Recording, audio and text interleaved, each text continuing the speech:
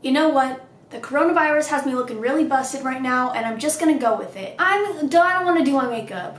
We're all quarantined, like, come on, do any of us look fucking good? My roots are growing out, and I look like I'm balding, and I can't buy hair dye. I refuse to buy box dye from Target, Walmart, whatever. We're not doing that. We're gonna wait patiently until Sally's opens back up.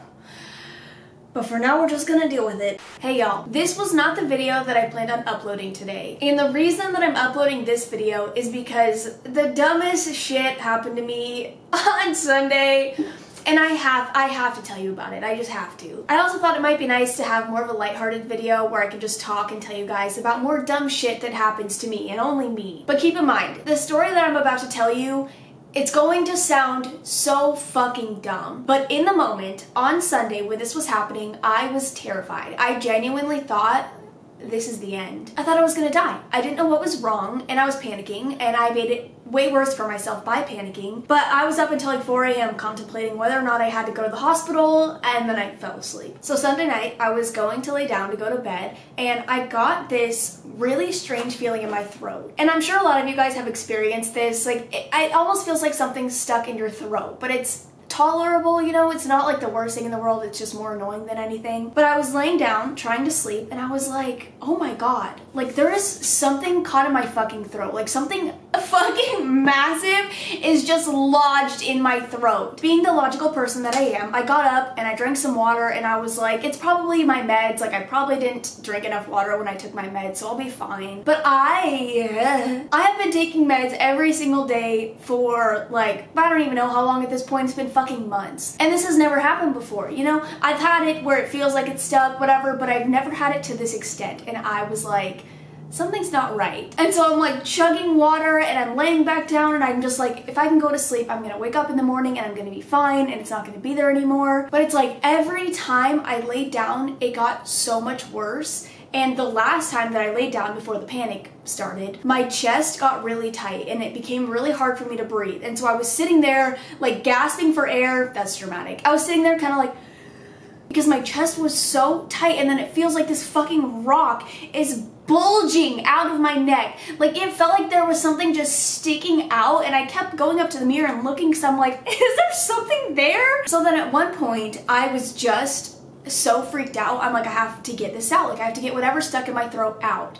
And keep in mind, this is like the middle of the fucking night. I live by myself. And the best part is that I was on FaceTime with John, but we always FaceTime at night, like when I'm going to bed. But usually he'll mute himself or I'll mute myself, and he'll be playing games with his friends. And so we're on FaceTime together, but he has no idea that this is slowly progressing into something really dramatic. And so, you know, I didn't tell him that anything was wrong. I had a headache, so like I told him I had a headache and I was gonna go to bed. But he didn't know about this fucking brick stuck in my throat. And so he's just like on the phone, and I muted myself, and he's just clueless. So like I was saying, at one point I just thought, I have to get this out. Like there's something caught in my throat. And so I went to the bathroom and I threw up. And I thought, okay, well, there's no way whatever's in there is still in there. Oh, my cats, by the way, were like, what the fuck is going on? The entire, like when I was throwing up, Nara was like, Mom? So I get up, I drink more water, I brush my teeth, and I go and lay back down. And it just progressively got worse. And this is over the span of probably like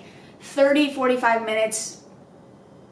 I don't know what it was. And so now it wasn't just like something was stuck in my throat. It felt like there was some like long, huge thing stuck like in my throat all the way down to my chest. And my chest was super tight. And so I thought, like, I don't know what I did and I don't know what happened, but it was getting so hard to breathe, and it was like the weirdest pain. And it wasn't like an intense pain. It wasn't like I was crying because it hurt so bad. It was like the super uncomfortable feeling all the way down to my chest. And so that was when I was like, okay, I'm gonna ask John what I should do because I'm freaking out. So I unmute my phone. I immediately start crying. And I was like, John? So I tell John what happens, and he's like, your pill probably just got stuck in your throat. And I was like, no, I know that, but like this is not a normal reaction to that. Like this is like, I don't feel right about this. Like there's something wrong here. And so he was like, well, if you're really that concerned, like you need to go to the hospital. Like you need to do something about it. And so I hung up the phone and I called my sister because I was freaking out, and it was like almost midnight at this point. And so I call my sister, she doesn't answer. So I text all of my siblings in a group message and I was like, are any of you awake right now? So my brother responds within like a minute. He was like, yeah, I'm awake, what's up? I was like, I'm having a hard time breathing. My chest is really tight. I feel like something's in my throat. If it doesn't go away in a little bit, like I'll give it time. If it doesn't go away, I think I need to go to the hospital. So then my sister texts me back and she tells me to call the hospital and tell them what's going on and ask if it's something that I should be concerned about, if I should come in, or at least warn them that I'm coming in because of everything going on right now. So I call one hospital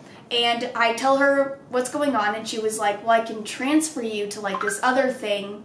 I'm busy. She was like, I can transfer you to like some nurse hotline, dude. I don't fucking know. So she transfers me and they're not open. And I was like, okay. And then my sister calls me back, so we hang up on the hospital that's not even open. My sister calls me back and I'm like crying even harder because I don't know if you guys do this too, but whenever like my dad asks me what's wrong, or my sister, or like pretty much anybody I'm related to, even if I wasn't upset to begin with, the tears just start flowing. Like my dad could ask me what's wrong and I immediately will just break down because it's my dad, and I'm like, Dad, help! So my sister calls me and she was like, do you think you have the coronavirus? And I was like, no, like none of my symptoms make me believe that I don't know what's happening. That's why I'm freaking out. And like, they're not the coronavirus symptoms, you know, it wasn't like I had a sore throat, it was something was stuck in my throat. So then my sister tells me that she has symptoms of the coronavirus.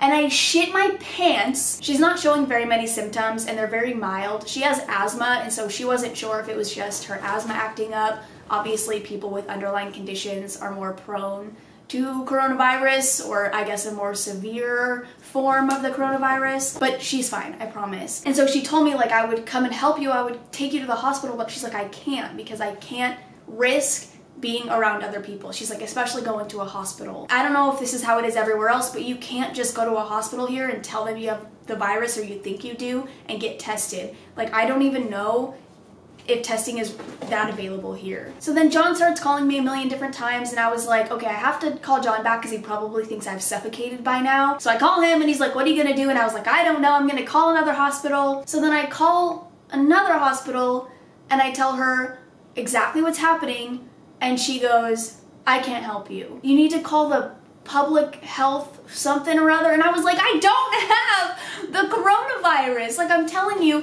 I think there is something in my throat and I don't know how to get it out. And so she gives me the phone number for like this public health service place, and I was like,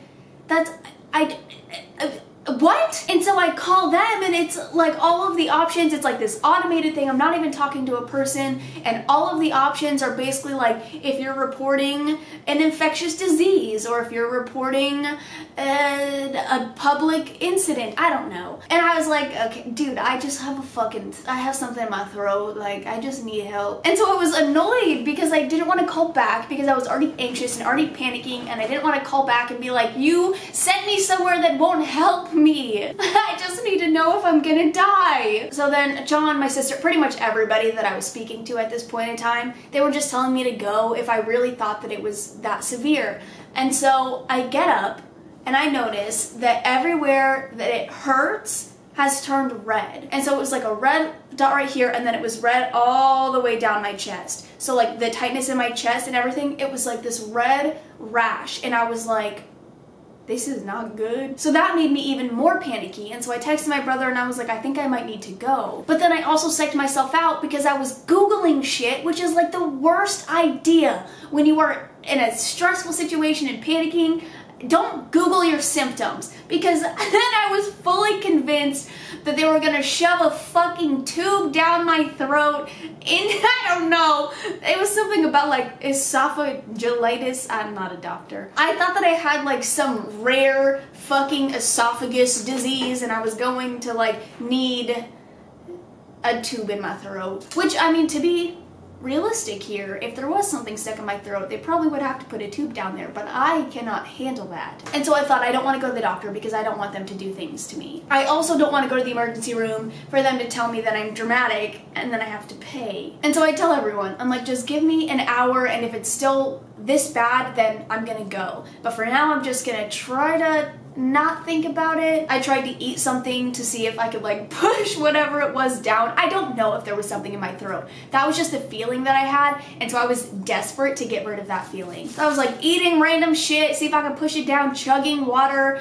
I only threw up the one time, and when it didn't help, I was not going to put myself through that again. This is very ladylike. I end up falling asleep, I want to say around like 4 a.m. This was a very long ordeal. I fell asleep at like 4 finally, and I still had that pain. And the worst part of it was like sometimes I would lay down and it wouldn't really feel like much. It would just feel like, you know, something's in your throat, and I've had that feeling before. But then I would get like this wave of like, there's something in your throat. That was scary. And so I would freak out every once in a while, but I finally fell asleep. And I wanted to take another pill to like help me fall asleep, like a fucking Benadryl or something, but then I was scared that it would just get stuck on top and I would just have all these pills stacking up. So I wake up in the morning and I have a missed call from my dad, and so I just assumed like my sister probably told him that I texted all of them. And my little sister, who's a nursing student, texted me and she was like, do you have a fever? And then my stepmom texted me and she's like, do you have a fever? Because all of them are freaking out thinking I have the fucking coronavirus, and I was like, no bitch, I got this.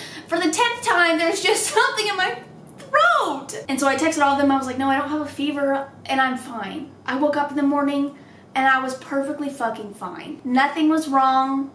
It didn't hurt. There was no weird feeling. There was no rash. And I was very happy I did not go to the hospital. And so I called John and he was like, oh, you're alive. And I'm like, yes. He didn't think to call me when he woke up this morning to make sure that I didn't suffocate in my sleep. And then I called my dad back and he was like, hey, what's going on? And so I started to tell him, and my dad just starts laughing at me. And I was like, I know it sounds stupid, but it was so scary. And he was like, I know. He's like, I've had that feeling before too. And he was like, you're definitely my child. And my dad was like, yeah, your sister said that you were texting people last night. He's like, you know, you can call me like if you're scared or something happens. But dude, I know if I would have called my dad, we would have been in the emergency room in 2 fucking seconds. He would not have thought twice about it. He would have came and grabbed my ass and we would have been there. And so I was like, I know. I was like, but I called Stephanie and she calmed me down and whatever. And he was like, okay, good. I love my dad. I fucking love my dad. But I'm fine. That was my Sunday night. And then all day yesterday, because it's Tuesday when I'm filming this video. I planned on filming my video for today on Monday and then like editing it today on Tuesday. Monday I was just so scarred, and it's like I had stayed up till 4 and I was really tired and I didn't sleep that well, and so I was just really tired, and I thought, you know what, after that traumatic experience I deserve to watch an entire season of America's Next Top Model. And I did. And I still don't know what happened. I don't know what it was, but it was terrifying. It was absolutely terrifying. And everyone that I've told so far laughs at me, and you know what, I think it's well deserved. I don't know how I turned this story. And I've been filming for 25 minutes, and I don't know how I do this. It's unbelievable, dude. It's not that deep. I could have just said I took a pill and it felt like it was stuck in my throat and I thought I was dying and I almost went to the hospital and I didn't. That's the summary of the story. I love turning absolutely nothing into something, but I hope you guys enjoyed. I hope your quarantine is going smoothly. I hope you're not going insane. I never really left my apartment anyways, but I feel like now that I'm absolutely trapped here, I am losing my fucking mind. I'm talking to my cats way more than I should, and it's like I'll be watching America's Next Top Model and I will literally like be rooting for these girls in my cat's face. Like someone won that I liked and I was like, I told you not! I told you she would win! And then I take a step back and I'm like, okay, I just did that. Hopefully you're not going as insane as I am, and hopefully your roots aren't making you look bald. But I love you guys. I'm gonna go. I will see you in the next one. Bye! I live like right next to the freeway, and it is absolutely insane to me how many people are out and about. Like Arizona, like we haven't had that many cases, but it's like, just fucking stay home. Like there are so many cars on the freeway. Like I get it if people have to go to work and shit, or like if you need something, but like, dude, there's so many people. Go home! Go home! See ya!